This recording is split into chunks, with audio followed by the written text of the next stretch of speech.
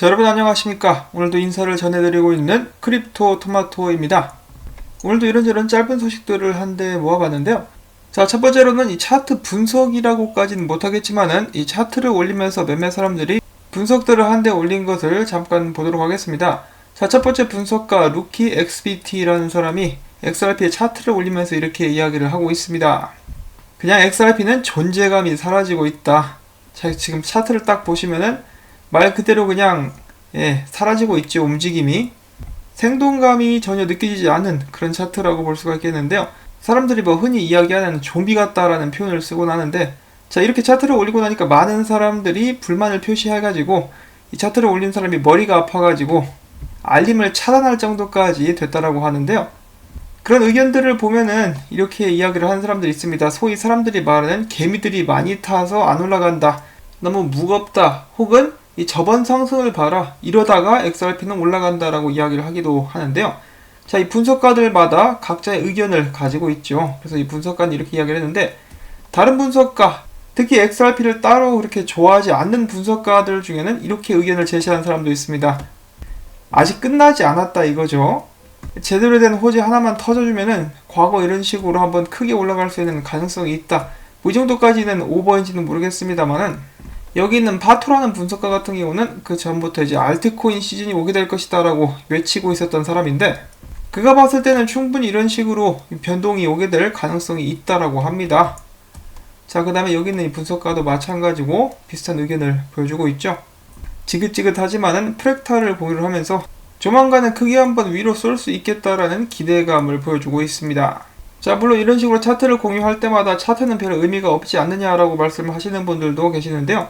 특히나 피터 브렌트 같은 사람들은 이제 XRP가 스캠이다라고 공공연하게 외치고 있는 그런 상황 속에서도 또 다른 유명 차트 분석가들은 이 상황을 다르게 보고 있다라는 것입니다. 앞에서 나왔었던 의견 중에 이렇게 지지부진하다가 XRP는 원래 올라간다라고 하는 그런 의견들이 있었는데요. 저희 시청자분들께서도 그런 의견을 제시해 주시기도 하셨는데, 그분들께서는 굉장히 오랜 시간 동안 투자를 해오신 분들이겠죠. 근데 이런 의미에서 봤을 때 프랙탈을 잠깐 주목을 해볼 수가 있는 것이, 지금 보고 계시는 차트가 이제 주봉이거든요. 말 그대로 조그만한 캔들 하나하나가 일주일을 나타낸다는 것인데, 과거에도 보시면은 사람들 진을 엄청나게 뺐습니다. 최근에 프랙탈을 보고 비트코인이 떡상할 것이라고 이제 예상을 했었던 많은 사람들 같은 경우는 여기 있는 이거를 보고 여기서 여기까지 떨어졌으니까 여기서 이렇게 올라가겠지라고 생각을 했었는데, 큰 그림에서 보면은 여기에서 여기까지가 반복되고 있는 것은 아닌가라고 기대를 해볼 수는 있다는 것이죠. 그래서 이 부분이 이제 여기서부터 시작이 되게 되지 않을까, 이런 것을 보고 헛된 기대라고 비웃을 사람들도 있겠지만은 이렇게 되지 말란 법도 없습니다. 일단 말이 필요 없죠. 기다려보면 알 수 있을 것 같은데요. 개인적으로는 XRP가 상승을 했으면 좋겠는데, 제가 수익을 내는 것보다는 이 사람들이 탈출을 할 수 있었으면 좋겠습니다. 마음고생이 너무 심한 사람들이 많기 때문에 그런 사람들은 이제 좀 자유롭게 풀어주고, 오래 들고 갈 사람들은 이제 모여가지고 오래 들고 갈 수 있도록 기회의 문이라도 한번 좀 열어줄 수 있으면 얼마나 좋을까라는 생각을 해봅니다. 자, 그럼에도 불구하고 일단 좋지 않은 소식도 한 가지가 있다라고 하는데요. 저도 얼마 전에 소개를 해드린 그런 정보이기는 하나 다시 한번 나오게 된 소식, 이 코인포스트가 보도를 하기를 중국의 대형 사기 프로젝트 플러스 토큰 있죠. 거기서 사기를 쳐서 몽땅 들고 있었던 물량, 이 XRP 물량과 EOS 물량이 최근에 대규모 이동을 보여줬다는 것입니다. 이 때문에 매도 경계가 우려되는 그런 상황이라고 하고 있는데, EOS도 그렇고 XRP도 그렇고 이제 대량의 물량이 던져지게 되면 당연히 하방 압력이 가중될 수밖에 없겠죠. 지금 중국이 홍수 때문에 난리 나는데 이 사기꾼들을 전부 다 싹 쓸려 내려가 버리면 좋겠습니다. 자, 그 다음에 오랜만에 딜립 라오에 관련된 소식이 있습니다. 자, 리플 임원 출신 딜립 라오, 리플넷 운영 결제 플랫폼 플래시FX 합류. 자, 플래시FX는 호주에 있는 송금업체죠. ODL을 적극적으로 활용하고 있는 그런 송금업체라고 볼 수가 있겠습니다. 자, 물론 지금 ODL 볼륨이 굉장히 많이 떨어진 상황이긴 해요. 자, 아무튼 딜립 라오는 플래시FX에서 B2B 프로덕트 구축을 맡게 될 예정이라고 합니다. 자, 근데 구축을 맡게 될 예정이라고 하긴 했는데, 이 본격적인 직원으로서 활동을 하는 것이 아니라 이 어드바이저, 자문 역할을 하게 될 것이라고 이야기를 하고 있습니다. 사실 이 딜립 라오가 리플사에서 은퇴를 하고 이제 정착하게 되는 곳은 바로 호주였고요. 뭐 아마 호주 출신이신가 보죠. 자, 아무튼 호주에 플래시 FX가 있기 때문에 이제 겸사겸사 거기서 일을 하게 되는 것이라고 볼 수도 있겠습니다. 또한 그는 은퇴 후에 자신이 창립했었던 회사인 우메랄 랩스의 자문단으로 마찬가지로 활동한다라고 프로필에 업데이트를 하기도 했었습니다. 자, 주변에 은퇴하신 분들의 말씀을 들어보면은 이제 좀 은퇴하고 나서 오히려 적적하다라고 말씀하시는 분들이 계시는데, 그런 의미에서라도 이렇게 새로운 일거리를 찾아가지고 나선 것은 아닌가라는 생각을 하게 되네요. 자, 그 다음에는 지나가는 길에 코리 존슨의 트윗들을 잠깐 살펴보고 가도록 하겠습니다. 자, 코리 존슨이 이상하게 최근에 비트코인과 이더리움에 대해서 중국에서 채굴자들이 비트코인의 채굴 해시율을 독차지하고 있는 것을 근거로 해가지고 중국에서 비트코인을 컨트롤할 수 있다라는 취지에, 이제 어떻게 보면 비트코인을 비난한다라고도 볼 수가 있겠죠. 그런 취지의 게시글을 여러 차례 올리는 그런 모습을 보여준 적이 있는데요. 관련된 여러가지 짤들도 이렇게 동원하는 모습을 보여주고 있습니다. 자, 그런데 지금 이제 와서 이게 무슨 의미가 있을까 싶습니다. 리플사 같은 경우도 가치 저장소로서 비트코인이 역할을 잘 하고 있다라고 인정을 했고, 이렇게 51% 공격도 그렇게 쉽지가 않을 것이라고 비트코인 개발자들이 이야기를 하긴 했는데요. 중국에서 채굴을 독차지하고 있는 것과는 별개로 지금 여러 시장 그리고 투자자들로부터 비트코인 쪽으로 많은 돈들이 흘러 들어오고 있죠. 자, 그래서 코리 존슨이 포브스에 직접 기고문까지 써서 중국과 비트코인에 대한 관계를 알렸지만은, 그럼에도 불구하고 저는 비트코인 가격은 계속해서 올라가게 되지 않을까라고 생각을 해봅니다. 그리고 부디 XRP도 정신을 차리고 좀 쫓아가야 되겠죠. 자, 한때 비트코인에 많은 투자를 했었으나 이 비트코인 가격이 오르고 나자 상당수의 비트코인을 XRP로 바꿨다라고 이야기를 하는 데이비 슈월츠 리플사의 CTO 같은 경우는 XRP 가격 상승에 대해서 비전을 가지고 있다라고 제가 생각을 할 수가 있겠는데요. 그렇지 않으면 XRP를 들고 있을 이유가 없겠죠.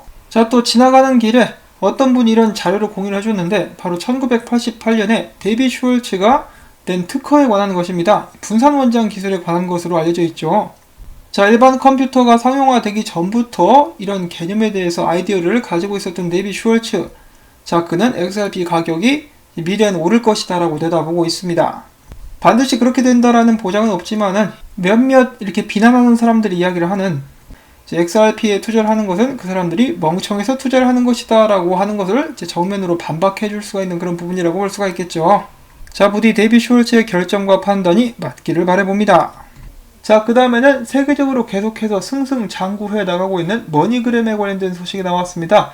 이 머니그램이 이번에는 이 대한민국의 가장 큰 지불 핀테크 회사 중에 하나인 글로벌 머니 익스프레스와 함께 파트너십을 체결했다고 합니다. 이를 통해서 글로벌 머니 익스프레스의 고객들은 머니그램의 플랫폼과 또한 머니그램의 네트워크, 전세계 200여 개의 국가와 지역들의 연결이 가능하게 될 것이다. 특히 이 파트너십을 통해서 수혜를 받게 될 지역들은 한국과 중국, 그리고 남아시아에 있는 고객들이 될 것이다. 자, 머니그램 측에서는 이 파트너십에 대해서 이렇게 이야기를 했는데요. 앞서 나가는 핀테크 회사와 파트너십을 맺는 것은 머니그램의 디지털 성장 전략의 핵심 요소 중에 하나다. 우리 머니그램은 작년 이 5월 대비 100% 디지털 거래 성장을 이뤄냈다. 가장 빠르게 성장하고 있는 핀테크 회사 중에 하나인 글로벌 머니 익스프레스와 파트너십을 통해서 더욱더 이런 성장세를 강화시킬 수 있을 것이다. 자, 이렇게 해서 머니그램과 일을 하는 한국의 회사가 한 군데 더 늘었다라고 볼 수가 있겠죠. 이 머니그램의 디지털 네트워크가 전 세계로 쭉쭉쭉쭉 뻗어나가고 있습니다. 처음에 리플사와 머니그램이 파트너십을 맺게 되었을 때 이제 머니그램 CEO가 이렇게 이야기를 한 적이 있었죠. 우리는 리플사가 가지고 있지 않은 이 네트워크를 그들에게 제공을 해줄 수가 있다. 그런 의미에서 앞으로도 리플사와 머니그램의 협력이 계속되게 된다면은 리플사에게 당연히 엄청난 도움이 될 수가 있겠죠. 흔히 리플사에 대해서 이야기를 할 때 스위프트를 빼놓을 수가 없는데요. 스위프트의 가장 큰 강점은 뭐죠? 지난 몇십 년 동안 탄탄하게 구축해 놓은 네트워크라고 볼 수가 있겠습니다. 자, 이런 네트워크 개척 부분을 머니그램과 함께 할 수 있다라면은 리플사도 이제 굉장한 수혜를 받게 될 수 있지 않을까라고 예상을 해볼 수가 있겠는데, 일단은 정말 다행히도 리플사가 머니그램과 앞으로도 쭉 계속해서 일을 해 나갈 것이라고 이야기를 하고 있으니까요. 네트워크 확장, 리플넷 시너지 효과는 물론 나중에 ODL 파트너로서도 지속적으로 서로 도울 수 있는 그런 환경이 조성될 수 있기를 바라봅니다. 한국 같은 경우도 이제 암호화폐 과세법이 통과가 되게 되고 나면은 암호화폐를 활용한 사업에도 문이 좀 열리게 되지 않을까 싶어요. 그러면 국내 ODL 거래소로서 이제 좀 많은 불만을 가진 사람들도 있긴 하지만 코인원이 사용되게 될 수도 있고, 현재 한국 내에 많은 리플사의 파트너들 그리고 머니그램과 함께 뭔가 함께 일을 하는 그런 장면들도 그려볼 수가 있을 것 같습니다. 자, 미래에 대한 기대는 크지만은 너무 심하게 나가면은 희망 회로가 될 수 있기 때문에 여기서 끊고 이 마지막 소식도 잠깐 보도록 하겠습니다. 바로 페이 아이디에 관한 것인데요. 지불의 혁신을 이룬다. 이 페이 아이디가 이번에 개발자 컨퍼런스를 열게 되는데 리플사가 주최를 하게 된다라고 합니다. 사실 이 아이디어에 대해서 가장 기쁘게 생각을 했었던 사람들이 리플사라고 볼 수가 있었는데요. 더욱더 많은 개발자들이 참여하게 되어가지고 이제 협력 그리고 더 나아가서는 리플사가 하고자 하는 일에 대한 발전까지 이루어질 수 있기를 바라봅니다. 자, 오늘 준비한 짧은 소식들은 여기까지이고요. 이제 여러분들께 부디 도움이 됐으면 하는 바람을 오늘도 가져봅니다. 소식들이 유익하셨다면 오늘도 토마토밭에 물을 주실 수 있다면 제가 계속해서 열심히 정보를 모으고 일을 하는데 큰 도움이 되겠습니다. 한 분 한 분께 다시 한번 감사의 말씀 전해드리면서 오늘도 행복한 하루 보내실 수 있기를 바랍니다. 안녕히 계십시오.